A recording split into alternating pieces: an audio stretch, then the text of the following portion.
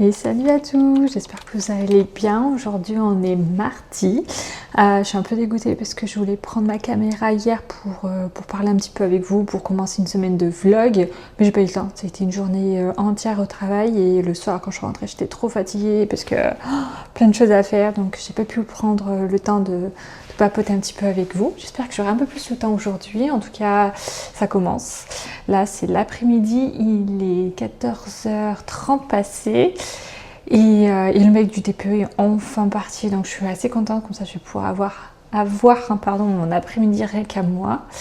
J'étais en train de tourner quelques sujets TikTok là pour la plateforme parce que en fait, j'ai passé ma matinée ce matin avec une collègue sur des sujets paye et aussi pas mal de questions des clients sur les différents montants en fait de salaire net qu'on peut retrouver sur un bulletin de salaire. Enfin bon, c'est un peu technique et je m'étais dit pourquoi pas faire une petite série de comprendre son bulletin de salaire sur TikTok. Enfin voilà, c'est quelque chose que je maîtrise parce que j'étais gestionnaire de paye pendant très longtemps, je le suis encore un petit peu. Et le fait d'avoir aidé ma collègue ce matin avec ça, je me suis dit pourquoi pas en fait concrètement aborder ces sujets-là, ça pourrait aider. Si ça vous intéresse aussi, si vous avez quelques questions, n'hésitez pas à me le dire en commentaire, j'y répondrai avec plaisir. Sinon je vous mets mon TikTok, comme ça vous pourrez aller voir les sujets une fois que je les aurai montés, tous tournés et postés. Et là, le programme de l'après-midi, déjà, ça va être repos. Parce que franchement, ça fait une semaine que je suis censée trouver du temps pour moi, pour me reposer. J'y arrive pas. Il y a toujours quelques petits sujets à droite et à gauche, ce qui est un peu du courant, du quotidien de tout le monde. Mais voilà, j'aimerais bien essayer de me reposer cet après-midi et faire du sport. J'ai fait qu'une séance de sport la semaine dernière, je suis un peu dégoûtée. Mais elle m'a rendu KO. Je sais pas, depuis, j'ai eu 33 ans début d'année. Et là, je me suis dit, waouh, franchement, là, je le sens passer sur mon corps. Je ne sais pas si vous avez franchi un cap ou vous êtes dit, ça y est, je commence à prendre de l'âge, mais moi, les 33 ans, c'est vraiment le cap. Mes 30 ans, j'ai rien senti. Je faisais du sport, pas du sport. Je me sentais encore, on va dire, fraîche dans mon corps, sans ressenti, sans courbature, sans grosse fatigue. Mais là, les 33 ans, fatigue physique bien intense. Bon, là, je vais essayer de me poser devant ma petite tablette parce que j'ai quelques petits trucs à faire à droite et à gauche. Notamment une petite liste d'éléments que j'aimerais finaliser au plus tôt. J'essaie de vous embarquer avec moi, de tourner quelques plans et puis je vous replante dans la journée.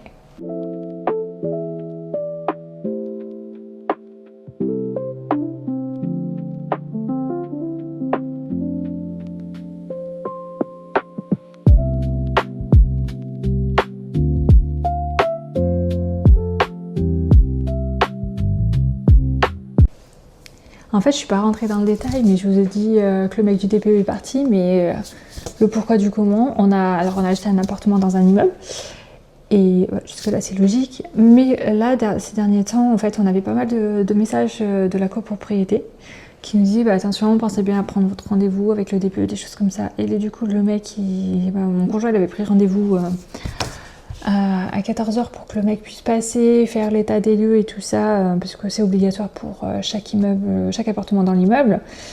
Vu que j'étais là cet après-midi, du coup je l'ai accueilli à la place de mon mec. Je m'étais dit que ça allait durer une plombe. Mais non, par chance, vu que notre appartement correspond déjà à un immeuble qui a été analysé, par chance il a mis 7 minutes top chrono pour faire toute une analyse. En fait, il a fait concrètement copier-coller sur un appartement qui était sur les étages au-dessus. Et puis voilà. Ce qui m'arrange, parce que j'avais pas envie de passer plus d'une heure avec lui à répondre à toutes ces questions, sachant que j'ai à peu près zéro réponse à lui apporter. Et là, dans le programme de l'après-midi que je voulais faire, c'était déjà d'avancer sur les montages TikTok, comme je vous disais, mais aussi je voulais me faire une liste de choses importantes à faire pour libérer mon esprit. Et dans ces choses importantes, il y avait la liste des courses à faire pour demain. Donc il faut que je m'y pense un peu plus sérieusement. Et aussi préparer tous les documents, prévoir aussi une petite photo d'identité pour mon permis de conduire. Parce que j'ai le dépliant en rose. Je sais que ça va bientôt devenir obligatoire d'avoir la petite carte et j'aimerais le faire avant que ça devienne trop urgent, trop obligatoire parce que sinon je vais être trop stressée pour le faire à ce moment-là. Donc il faut que je regarde sur les sites en ligne qu'est-ce qu'il me faut, qu'est-ce que je dois faire, les différentes étapes. Je pense en plus que ça va être extrêmement rapide, parce que ça reste quand même assez souvent comme ça. Mais il faut trouver l'énergie. Donc pour l'énergie, j'ai un matcha. Et qu'est-ce que j'ai? Mince, comment ça s'appelle? J'ai mon électrolyte. Et avant tout ça, je vais finir mon matcha devant une petite vidéo YouTube, tout simplement, parce qu'on aime ça.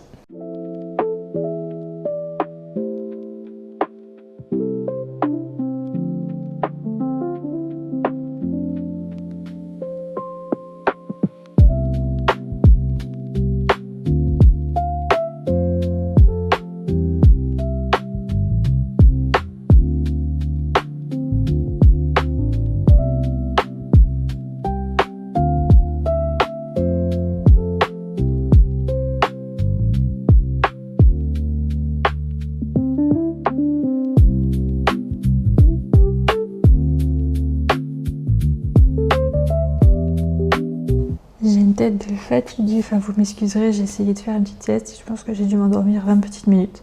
Je suis pas sûre que ça m'a fait grand bien, mais bon. Et du coup, je me suis dit que j'avais oublié, mais alors complètement oublié de faire quelque chose qui était important, c'était la liste de courses. J'ai zéro idée et c'est ça qui est le plus dur pour moi, c'est d'avoir les idées de repas pour pouvoir faire les courses et après faire la cuisine. Parce qu'en soi, ça me déplaît pas, mais les idées elles fusent pas. Sauf que vu que j'étais toute seule là cet après-midi et que j'ai pu avoir le temps de regarder en large et en travers chez moi, et ben je me suis souvenu qu'on avait, enfin en tout cas c'est mon mec qui a acheté un Magimix il y a 2 ans cela, et il l'a acheté via un code promo, bon bref on s'en fout, mais c'est surtout en fait c'est accompagné de comment ça s'appelle, j'ai pas les mots, de cahier de recettes. Donc du coup j'étais en train d'en regarder. Ici on a les plats simplissimes de Magimix. J'ai quoi encore? J'ai le Cook Expert qui est du coup plutôt plus sur des idées de recettes un peu plus avancées. On a les desserts et aussi on a la cuisine végétarienne. Bon, je suis plus végétarienne depuis plus d'1 an maintenant, donc je pense pas me diriger vers ça. Mais en tout cas, je commençais à regarder quelques idées et je me suis dit mais c'est trop cool. Franchement, j'ai plein d'idées. J'ai déjà 2 idées de cakes salés à faire. J'ai plein de propositions sur des cuisines à base de curry, donc ça me déplaît pas, faut pas que ça soit trop épicé parce que sinon je vais complètement détester. Mais ça me plaît, je pense que je vais photographier plein d'idées recettes que j'aime bien. Comme ça après je pourrais faire une petite liste de qu'est-ce que j'aimerais faire sur la prochaine semaine. Parce qu'en général je fais les courses pour une semaine. J'arrive pas à doser sur plusieurs jours et il suffit que j'achète des choses que je cuisine pas après, ça pourrit dans le frigo et ça me saoule de faire du gaspillage. Donc je fais les courses pour une semaine et je suis plutôt contente parce que je pense que je vais avoir plein de petites idées qui changent des pâtes et poissons quoi. Enfin, ça va bien 5 minutes, même si c'est les pâtes et que les mecs adorent ça, enfin moi ça m'agace un peu. Donc je suis trop contente et puis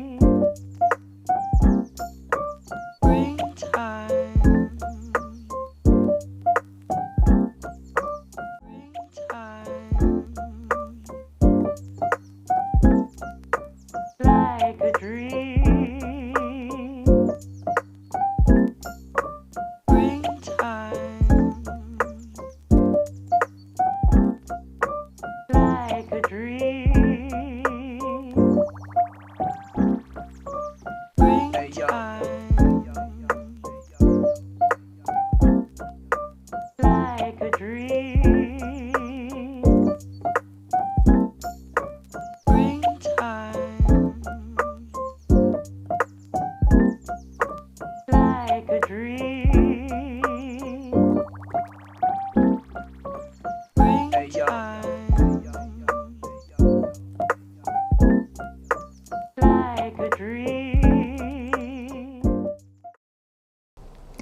en train d'importer les petits rushs de vidéos que j'ai tournés dans la semaine. Et il y a un moment où j'étais en train d'expliquer que j'étais en train de faire une série TikTok un peu pour expliquer le milieu de la paye.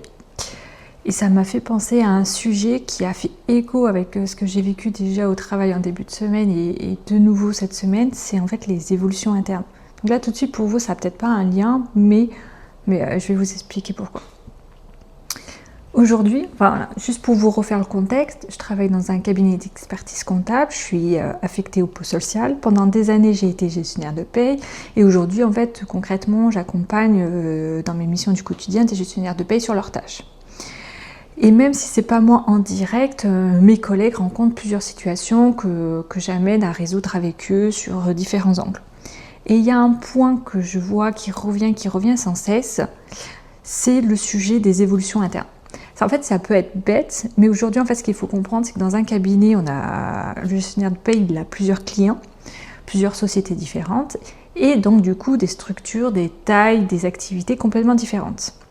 Et peu importe en fait l'activité c'est, l'organisation, peu importe en fait où est-ce que cette société se situe ou quoi que ce soit, dès que la société commence à embaucher de plus en plus de monde parce que voilà, en fait, il y a besoin de main-d'œuvre en interne, et ben elle essaye de structurer tout simplement sa société. Et jusque-là, c'est ok. C'est même pour moi très important que la société s'organise de façon à pouvoir répondre aux besoins des salariés et de la société. Mais en général, pour une raison financière ou par simplicité, je ne sais pas vraiment laquelle, ils font des évolutions internes. Et ça ne me dérange pas dans l'absolu les évolutions internes. Et au contraire, je trouve ça top. Je suis moi-même issue d'évolutions internes. Voilà, j'étais gestionnaire de paie, je suis passée référente et puis ensuite je suis passée responsable du service. Et jusque-là, c'est normal. Mais dans mon cas particulièrement, mes évolutions internes ont été faites dans une certaine logique. J'ai appris un métier, un job, j'ai évolué dans celui-ci. Et j'ai pris des compétences qui m'ont permis d'avoir plus en plus de responsabilités. Mais parfois, les employeurs, ils ne raisonnent pas comme ça. Au lieu, en fait, de faire des démarches auprès de recruteurs ou auprès concrètement de leur cabinet, parce que certains cabinets proposent ce genre de prestations, au lieu d'échanger avec eux et de leur dire, voilà, en fait, j'ai de plus en plus de monde, j'ai besoin de structurer mon organisation, ils font des évolutions en interne et en général, c'est une personne qui est là depuis des années, mais qui est tout simplement, alors attention, je ne veux pas dénigrer le poste, mais qui est tout simplement en fait une secrétaire, une comptable, quelqu'un qui est dans le milieu administratif, certes, mais affecté à un domaine particulier. Et quand ils font évoluer ce genre de personnes, pour ma part, et c'est ce qui me concerne le plus, vers des métiers ou vers le service des ressources humaines et de la paye, ça impacte concrètement mes gestionnaires de paye. Parce qu'aujourd'hui, ils perdent du temps, enfin pour moi, c'est en tout cas la valeur que je trouve au job, c'est qu'ils perdent du temps à répondre et accompagner des personnes qui ont évolué, mais qui n'ont pas été formées en fait à ce poste-là. Si encore il avait demandé à une secrétaire, si l'employeur avait concrètement demandé à sa secrétaire, est-ce que tu souhaites évoluer sur un poste affecté au service des ressources humaines pour lequel tu seras amené à traiter les éléments de salaire de tes collègues, et que cette personne répond oui, dans ce compte-là, réfléchis en fait. Donne-lui des formations et les moyens pour qu'elle réussisse et qu'elle comprenne. Parce qu'aujourd'hui, en fait, cette personne n'est qu'un intermédiaire entre le cabinet et les salariés, mais elle n'arrive pas à assimiler tous les sujets. Et du coup, souvent, en fait, tristement, des sujets qui peuvent être résolus simplement, s'engrenage, génèrent des problèmes, des difficultés.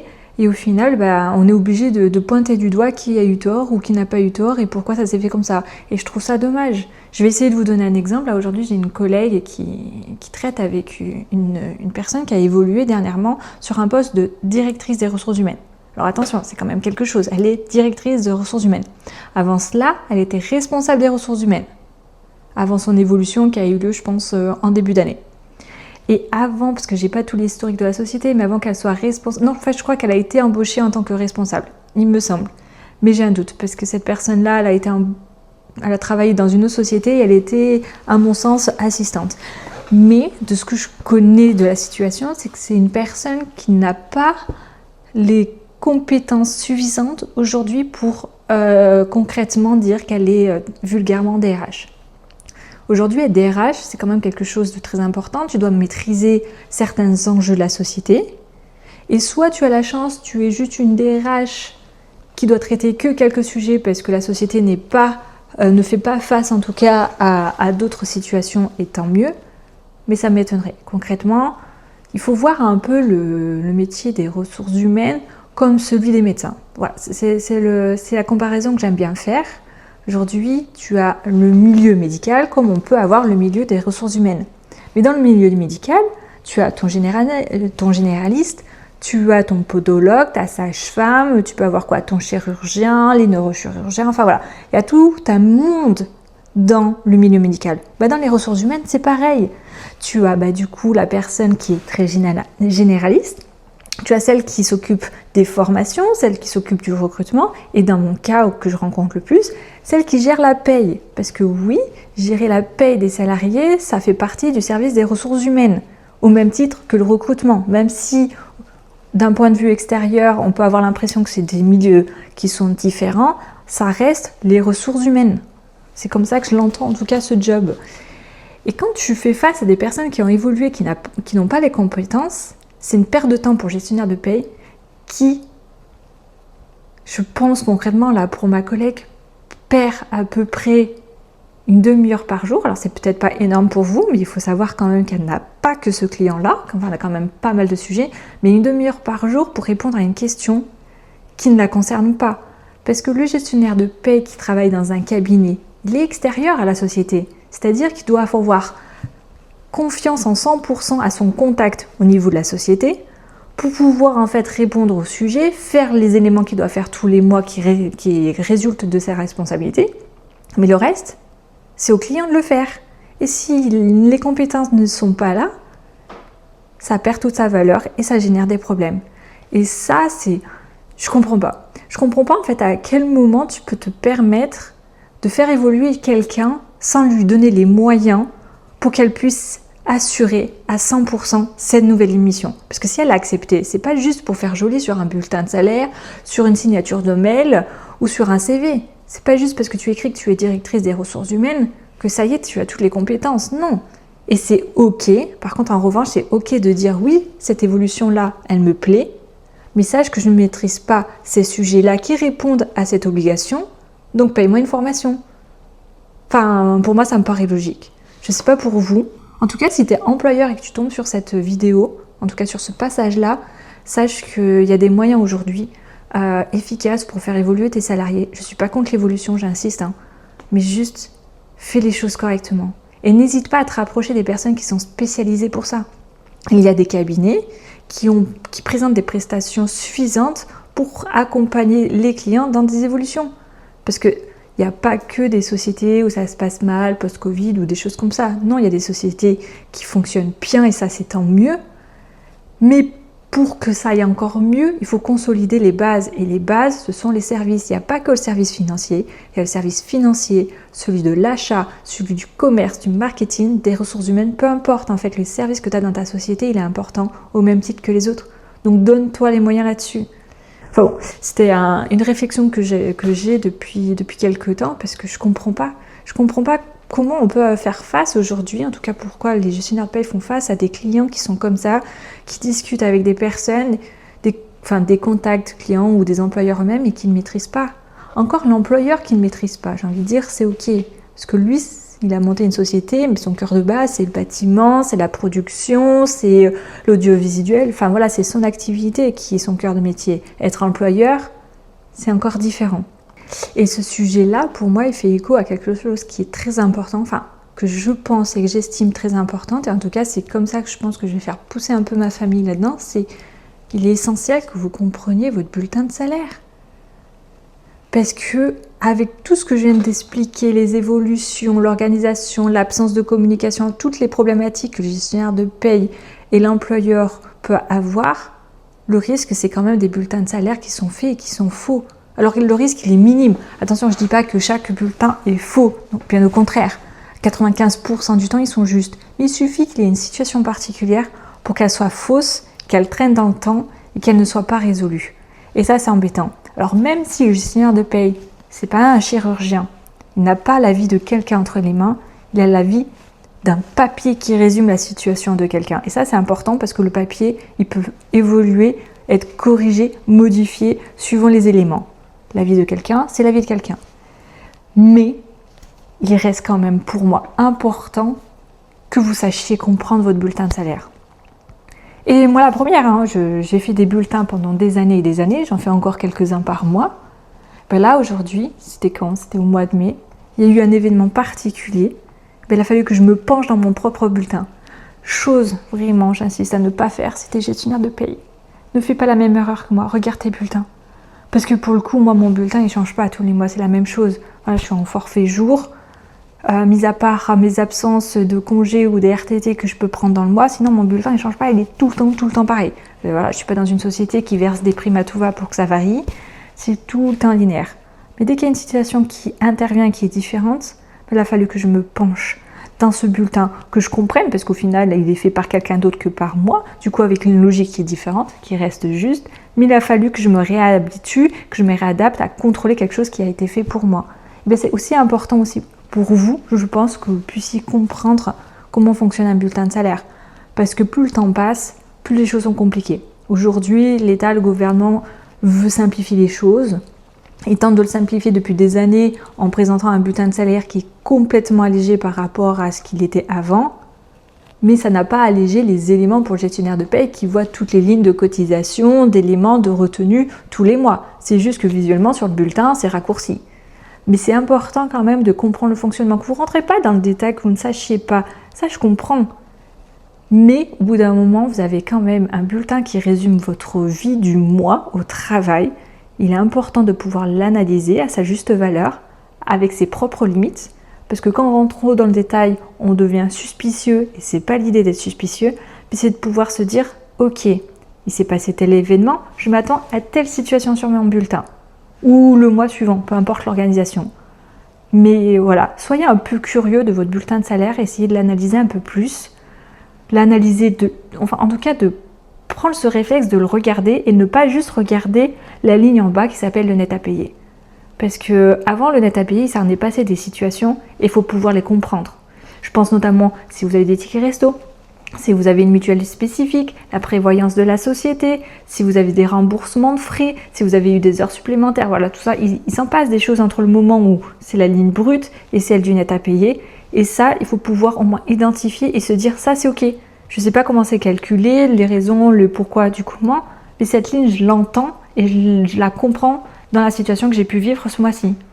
Voilà, c'était ma petite réflexion sur le bulletin de salaire et le milieu RH de manière générale. Il y a pas mal de réflexions que je mène là-dessus. C'est quand même un sujet c'est pas un sujet qui me passionne, c'est un sujet qui me touche parce que j'ai fait des études là-dedans pendant quand même quelques temps. Et il va être au cœur de tous les sujets d'intelligence artificielle dans les prochains mois, les prochaines années. Et avant qu'on arrive à une situation où tout le monde doute de tout ce qui est fait, prenez le réflexe de regarder ce que vous avez à la fin du mois sur votre bulletin, de façon à anticiper les situations en fait, tout simplement. Et sur un sujet beaucoup plus sympa, qui n'a rien à voir avec tout ce que je viens d'aborder, c'est qu'hier j'ai fait la recette du poulet curry au Magimix, au lait de coco. Franchement, elle était délicieuse. Enfin, délicieuse, j'exagère. Faut déjà aimer le lait de coco, ce qui n'est pas très évident pour ma part, mais un peu aromatisé avec du curry et d'autres petites épices. J'ai trouvé ça très sympa. Par contre, je ne sais pas si c'est une mauvaise manipulation de ma part ou alors parce que j'ai pas du tout acheté le bon lait de coco, mais il a moussé.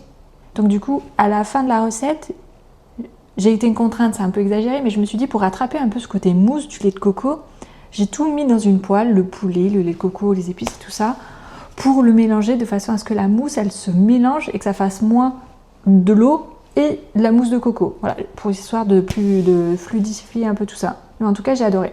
Là, ce soir, on est jeudi. Ce soir, je ne vais pas du tout cuisiner parce que je suis au cinéma avec des amis. Donc je sais pas ce que les mecs vont se faire. Et demain, j'aimerais bien tenter un cake. J'avais pris 2 recettes de cake, celui au saumon et celui à la feta. Il faut juste que je regarde les dates. Je pense que ça sera peut-être le saumon, parce que j'ai pas mangé de saumon cette semaine, donc ça serait bien que j'en mange un peu. Mais j'ai hâte. J'ai pas du tout filmé. Il faudrait que j'ai ce réflexe-là. J'essaierai de faire des petites photos, de vous filmer le cake une fois qu'il sera fait. Ce sera plus joli visuellement.